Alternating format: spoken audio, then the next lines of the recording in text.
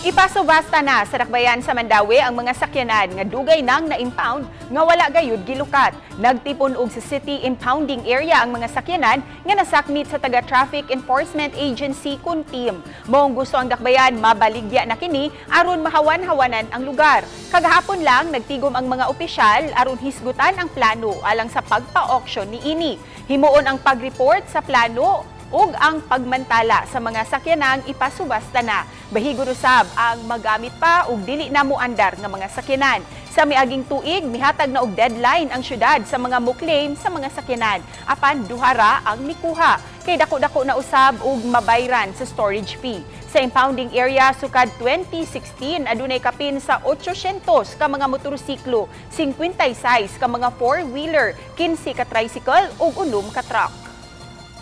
Atong ikuan sa newspaper, publish niya atong padadag suwat kung asa ang address. Right after na 1 month after sa publication mo na nga nanay wa pay mukuha, so nanay right gid ang Mandawi nga i-auction.